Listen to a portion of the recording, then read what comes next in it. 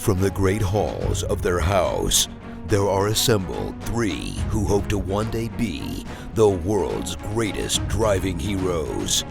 Created from the cosmic legends of the universe comes our team captain, the Vision, Bill Fisher. Their soon-to-be Wonder Woman, Vicki Fisher. Our Captain Marvel and head flight trainee, Jennifer Skripchuk. And our Batman, the master of tools, gadgets, and all things mechanical, our mild-mannered soon-to-be billionaire, Alan Danvers. Their mission, to fight injustice, share what is right and wrong, to get you out of your house and come out racing with them, and serve all mankind. They are the Garage Heroes in Training Team.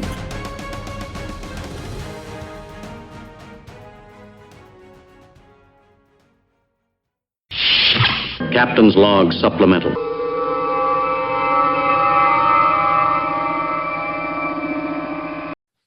So, Miss Vicki. Yes, sir. Do you remember when we were watching those WRL events and some of those Grid Life events where you used to see the in-car video and it had like the cameras seeing front and back, but it also could see all the telemetry and everything that was going on? Mm-hmm. You know, most of the ones that we liked were taken by the Sentinel system. Remember James came on our podcast earlier? Right. You know, we have no excuse since he lent us one for trial and demonstration purposes. We should actually probably put that in one of our cars. Maybe two. I really think we should. I think we should. I know. Because then we'd look like the immature endurance racing team that we are. Oh, wait, I mispronounced that, didn't I? Sorry, my bad. We could So what does the have, Sentinel system do? we could have 3 cameras with picture-in-picture. We could have, if we ever get the AIM system to work, open invitation to anybody from AIM to come on and give us a little bit of love. We need some help. And then we could have all our telemetry on there. And then we can have it streamed live into the paddock or around the world to our millions of fans. We're apparently very popular in Kenya right now. Don't know why, but that's fine. And it can integrate all the available race statistics from like Race Hero and everything. So we could actually see how we're doing on video. We wouldn't even have to carry around our phone anymore. Live. I love it. Dominating with Dawson. We don't really have an opening for Dawson, do we? No, I make one up every time. Well, that's it. We're recording live from PittRace. Our first ever in person dominating with Dawson. Jen, do you believe Ben exists? I do now. That's right. Miss Vicki, we've already met him once before. I know how tall he is. He is not 2 inches tall on our screen. Ben, nice to see that you're still not 2 inches tall. Thanks for having me. Yes. Mr. Dawson, what brings you to our fond locale? I'm here racing Lucky Dog with the Lucky Dog Racing League here. It's my first time coming to PittRace. I was going to race you people's E46. Now I'm not. What's up? We didn't want you to race our car, so we broke it before you got here. Whoopsie, but we got you a backup plan. You did. The backup plan is getting to race Greg Fuss's E36 M3 that apparently he bought from Randers Popes at some point. It's had some work done to it by a local to Randy high school body shop class, which is evident. But it's fun. It's fast. The engine is right. The transmission's just really good. This is a fun track. I'd never been here before. So I'm having a good time. It's a great backup plan to whatever you guys are going to do with your car. So thank you very much for finding me another ride. It's always good. So Miss Vicki, I've already interrogated Ben just a little bit about the track, but I would like to allow you to think about this. Ben Dawson, if we were to compare this to another track that you refer to a lot, let's choose, I don't know, VIR.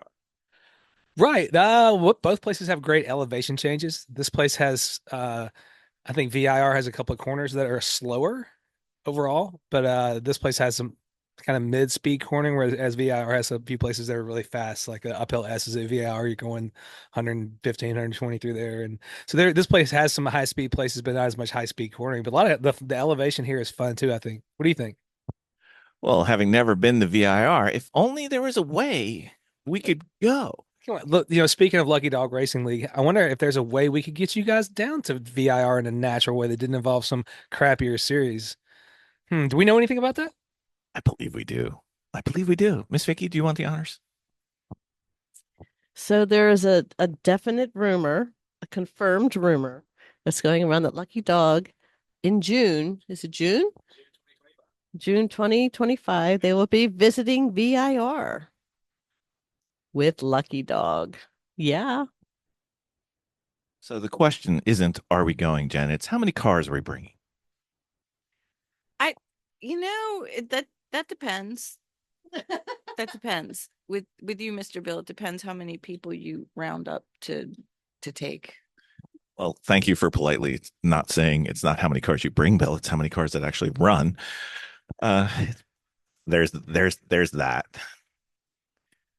Don't laugh. Don't laugh at my expenses. You said it. Okay, very well. All right, so Mr. Dawson, if we were to give your first opinion, you've only got one stint. What would your opinion be of the track as it is, and where you highlight some things you liked? Yeah, so the track facilities here are really nice. I showed up here at like 11 last night, and the person at the gate like talked my ear off, made me feel really at home. So I just rolled in with a very good feeling about how the place was going to be, just from the hospitality right at the gate from this dude at 11 o'clock at night. And so the facilities are very nice, got nice hot showers, very clean. Seems pretty new. Am I right? Is this place pretty new? No, old. Well, anyway, the facilities seem very fresh and very up to date. The track itself is kind of a few different things are reminiscent of other places, but it's got a couple of nice long straightaways where you can kind of stretch your legs. Um, there are places like Road Atlanta and VIR where if your car's definitely going to have to get into fifth gear here and there. This place, a lot of cars could pull most of the straightaways in fourth gear. Maybe kind of topping out, they might want to shift into fifth just to not put too much load on the engine. But there are some places that are kind of borderline for a lot of the kind of cars that we race for whether or not you would have to have fifth gear at this place. So that's the kind of link the straightaways we're talking about. So nothing too crazy. There are a couple of challenging slow corners. The S's seem like they were set up by the Mad Hatter, kind of like you kind of go slamming into one. The next one's a little bit different distance away, and then the third one kind of speeds up to where I was kind of catching fourth gear into that fourth one, and then or the third one, and then kind of riding fourth gear all the way down to where you hit the brakes at the bottom of that hill for turn 11. Still haven't learned all the turn numbers, but I can say that I'm still terrified of turn 16. That it's the end of the backstretch, and you kind of got to run over some curves and then slow down in an attempt to be in a straight line. So I definitely biffed that a couple times. I didn't go off the course today, but I definitely hit that one unpretty a couple times. You know what I mean? I have done almost all unpretty things in that turn. Yeah, I was definitely feeling unpretty a couple times in there. Also, our car was having a couple of issues with fuel starvation, and also our ABS wasn't working, which usually is not that big a deal. But in this car, the first thing to lock up because the wheel speed sensors that I think interact with the ABS were not on the rear of the car at all, so the rears would just lock up. Anytime you tried to get hard on the brakes, the rears would lock up and want to spin the car around. So we weren't able to go super deep into the brakes. I would like to hit this track where I could fully be confident in the brakes. I think I would enjoy it a lot more. This is one of those tracks where it seems like you can make a lot of capital in traffic if you're confident and strong on the brakes and know exactly where to hit them. And it seems like a lot of folks were pretty tentative on the brakes. So I was like wishing I could have taken more advantage of that. But our brakes were just a little bit off. So instead of being able to hit the pedal hard at the very last second, we kind of had to roll into them and build pressure so they didn't lock them up. So when people heard you were coming, and they have, a lot of our friends listen, or at least they download, and they were curious. They said, well, we know PittRace. Ben's in a E46 330. You're essentially in a E36 M3, which is kind of almost equivalent. They wanted to know, Ben Dawson, what was your time? Oh, well, listen to all the excuses I just said. Go back 15, 30 seconds. Listen to all the excuses I just gave. But the fastest time I saw in the race today was a 2-minute lap, and I did a 2-minute and 4-second lap with a car we weren't sure was even going to run in a place I've never been. So I felt okay with that. Superdog class for Lucky Dog, where you need to slow down or take some breaks, is 2 minutes. So you were there. So there were people right there at the threshold all day. Because maybe people were just banging on that. Did anybody get penalized for going too fast today? I don't know, but I know there were some cars there that were borderline-ish. I know I didn't see any times under 2 minutes on the timesheet, but I don't know if you blow out the super dog time, did they put that down as one of your laps? Okay, so you'd see it if somebody had done it. Because in the world of land speed racing, they used to do this hot rod challenge thing at the standing mile races, and it was a thing where you could win a jacket from Hot Rod magazine. This was like 15 years ago, and it was a pretty big deal. This was right when people were first starting to put turbos on everything. But this place had a rule where you could go up to 125 miles an hour with, or maybe up to 150 with no cage. But if you're going to go over 150, you needed a cage. And if you're going to go over 175, you had to have a parachute to help you slow down. Because this is, land speed race is halfway from just driving down the street to drag racing. So there was this guy who showed up to try to get the hot rod jacket, and they said, "Hey, if you go faster than your safety rated for, we're not going to call a timeout. We'll never tell you what your time was." And this one guy with a turbo Camaro and a half cage, no shoot. We heard the time he went through. He went through at like 215 or something like that, and he was only he could only go 150. This guy hooked up his tire trailer, drove straight out the gate, didn't say shit to anybody. Because he knew he wanted to he knew how fast he was going. He had telemetry of the car. He just wanted to go do a mile in his car and see how fast it was. He didn't care about the jacket. You keep your jacket. Yeah, that guy just rolled right out of the gate back to Chicago. So, Mr. Dawson, can we look forward to you coming back here? You're enjoying? Is it in your top 10? Yeah, definitely my top 10, probably my top 5. And I say that with knowing that there's some stuff I haven't figured out yet that I know will be even more fun once I do get it figured out. Once a few more pieces click together for me, I know that there's more time in this track than I've found so far. What part of the track do you like the best so far? Like what area of the track is just fun right now? The most thrilling, fun part of the track for me so far has been turn 1, because you can really throw it in there and use every bit of the exit, the access road on the exit, and the little bonus little thong bikini triangle. You know what I'm talking about? There's that little thong bikini of pavement. I was all over every inch of that every time I came out of there. Once I figured out this is the track you could really track out. So I think turn 1 and what's 14? The one where you fall way out to the left, right? That one. I didn't even come close to sniffing how fast I could go through there. So there's between that and turn 16, there's probably at least a second or two in there of me just kind of optimizing turn in and timing and stuff like that. So, but yeah, turn 1 for me is the biggest thrill of this place so far. So, for all our listeners at home, when you're exiting turn 1 property, you're driving over someone in the bikini, apparently. So, all right, very well.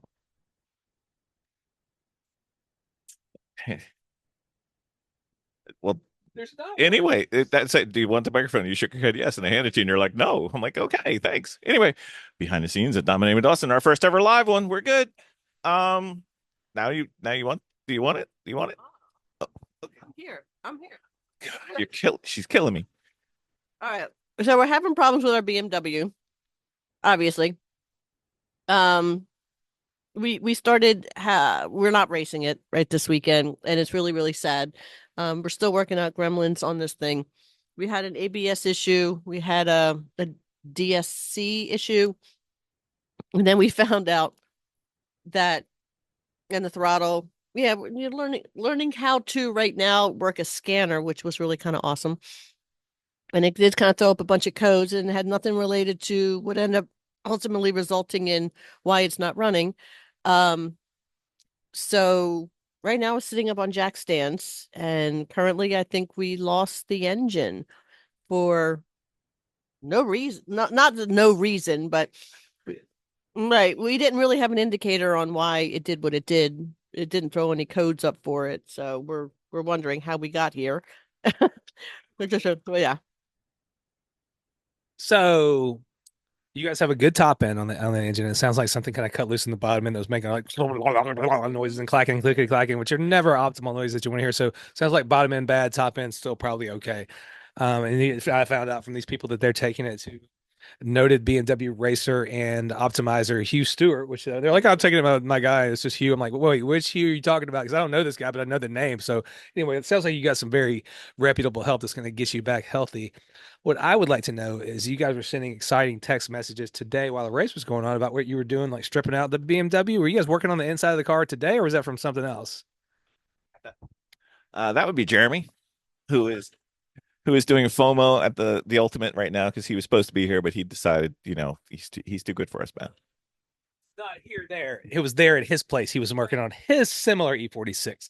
Exactly. So Jeremy's trying to make it seem like he's still a racer, even though whenever we go to the racetrack, he never seems to come. But that's fine. That's fine. Jeremy, hope you enjoyed staying home.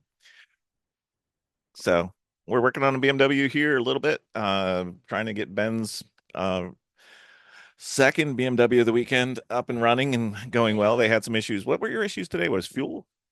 Yeah, so it's kind of a known problem with E46s and E36s. We're racing the E36 BMW this weekend, but it's kind of a known issue that they will start to get fuel starvation coming out of one direction corner or another. It used to happen on our E30, even with racing at CMP. We'd be like, "Oh, we're starting to get fuel starved." It would always happen coming out of the king or coming out of the carousel at that place.